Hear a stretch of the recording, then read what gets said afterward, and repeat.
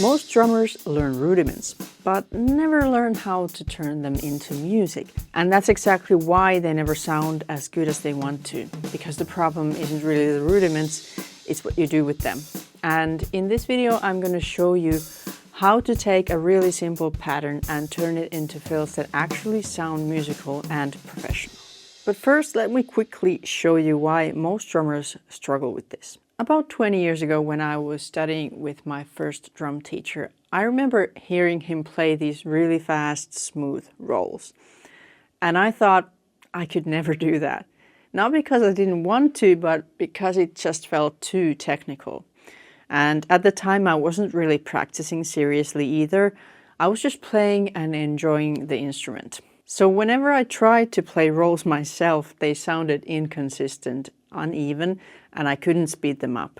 And for a long time, I didn't really know what I was missing. But later, when I started taking this more seriously, I realized something important. It wasn't about talent.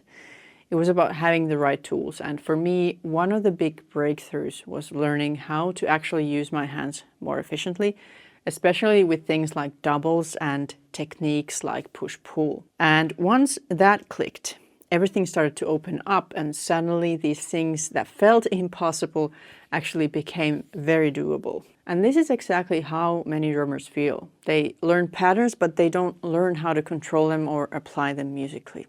So what I do with my students is actually very simple. First, we learn the basic stroke types, so you understand how to control the stick and produce different sounds. Then we focus on doubles, because that's the foundation for a lot of these patterns. And only after that, we start applying these ideas on the kit. And this is exactly where things connect, because once you understand those fundamentals, a lot of these advanced sounding ideas are actually built from very simple combinations. And the six-stroke roll is a perfect example of that. It's not really that complicated, but if your fundamentals aren't in place, it will never sound right. So instead of thinking of this as a new pattern to learn, think of it as a way to apply the fundamentals you already have. So, six-stroke roll.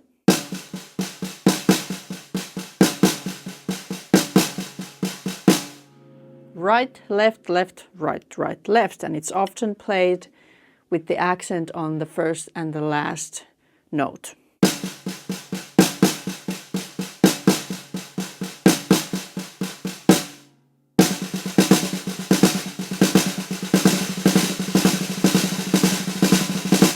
So on its own, if you can make it work, like I talked about the fundamentals, if you can make those work, you know your 4 basic strokes and you know how to use doubles well, then this is what it will start to sound like. It's really, really simple, but it often comes down to those key things.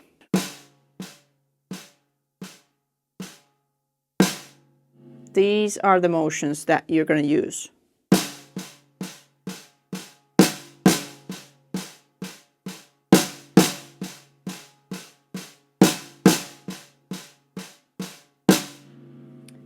So that's number one, you need to know the motions. But then number two, you need to know how to speed those doubles. And for me personally, like I said, push-pull. I kind of open up the hand a little bit, but I always make sure that I'm not letting go of the stick. The back fingers, they always stay in contact with the stick. If you end up going like this, where it just opened the hand and the stick is not in control anymore, it's not going to work like that. But if you want to learn that technique, I can make another video about it. But for now, these are like the fundamentals to make it work. And I know that there are different techniques that people use, and that's fine, but this is the way I've been playing and what worked for me in order to get these clean and nice buttery rolls. But this is only the first step, like knowing that six-stroke roll. And by the way, this is in triplets. You can also play the six-stroke roll in straight time.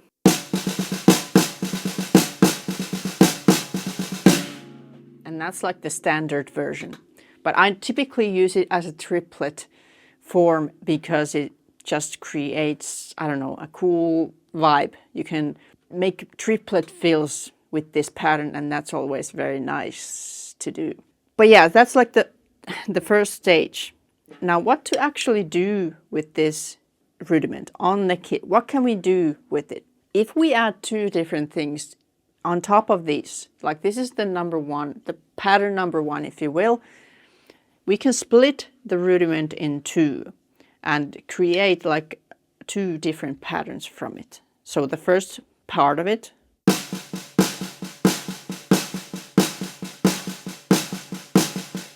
so right, left, left, and then the second part.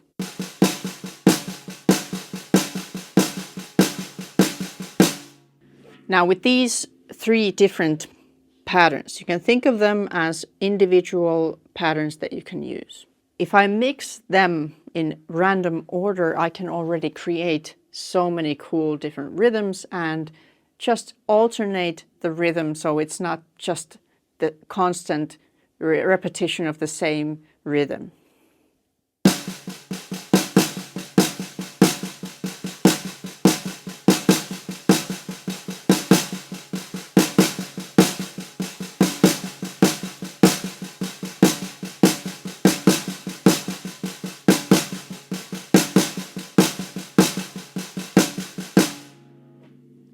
That's already so cool. Learn these three patterns and then start slowly playing them, choosing which one to play next. And you'll start to notice pretty cool things happening here. Now, we are only on the snare drum. We want to be able to use the whole kit.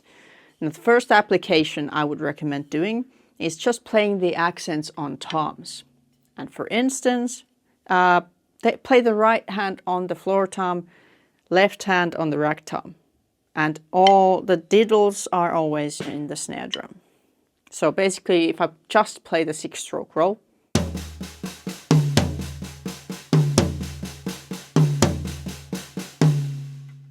and by the way, when I play things this slow, I do not use the push-pull because in certain tempos, it's always good to use the wrist. So part of learning really strong doubles is also learning to use the wrist and controlled stroke. I only use push-pull when it comes or reaches the level of certain tempos. Like I don't actually know exactly what the tempo for me is where I start implementing them, but for faster things. Now, let's get back to the application.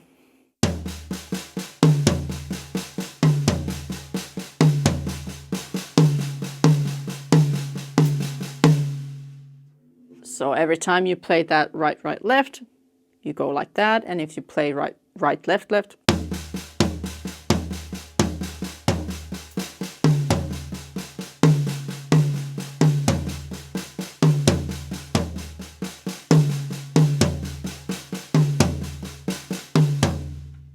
the second application could be that only the right hand moves.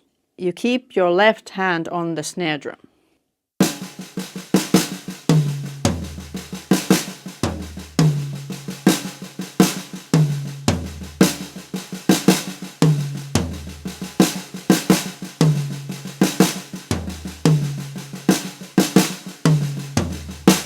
That's also a really cool way to move. Keep left hand on the snare, but move the right hand. And you can go clockwise or counterclockwise and change things up. But if you think of a certain like fixed way to move, it makes your decision making a lot easier. If you try to do everything at once, you will get lost. So that's why it's good to decide, okay, now I'm going to do this. I'm only going to move the right hand. And even like with this, I'm all the time changing the pattern, but if that feels too difficult, choose one bar pattern. And that could be something like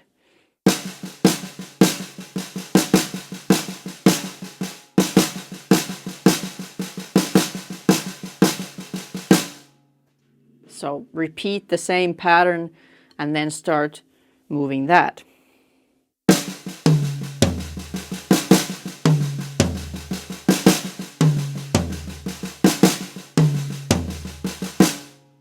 then the third option could be start moving the left hand to the rack tom and back.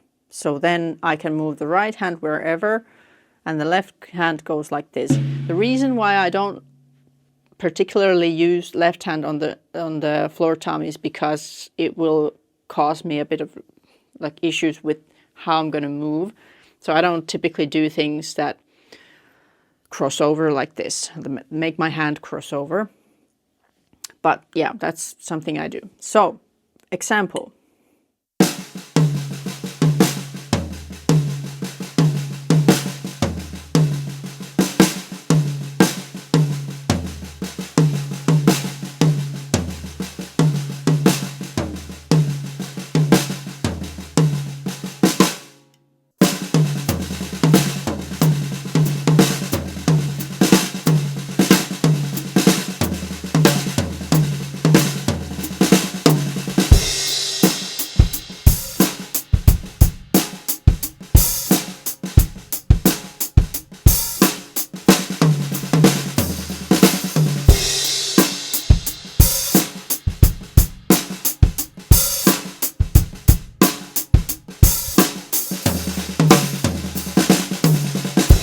So as you were able to see, I had 6-stroke roll and then I had those 2 different patterns that I used, like repeating right, left, left, repeating right, right, left.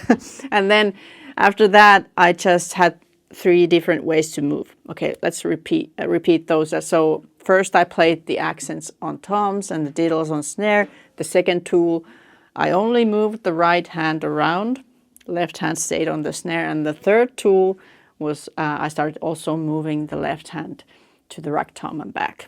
So basically, with these tools, you can create really, really cool drum fills and these roll twirls or whatever you want to call them. So I recommend exploring this because it's really fun and it instantly creates this feeling, I can't believe I just played that. Because like I said in the beginning, this sounds advanced, but with those core fundamentals, it's very doable. It is. I've seen it not only with myself, but also with my students. So I know that you can do it too. So if you take anything from this video, it's this. It's not really about learning more patterns. It's about being able to control the ones you already know. And once you get that right, even something simple can sound really, really good. But for now, thank you so much for watching this video. I hope that it really helps you out. And if you like what I do, you can always hit that like button and subscribe to the channel. I hope I'll see you in the next video.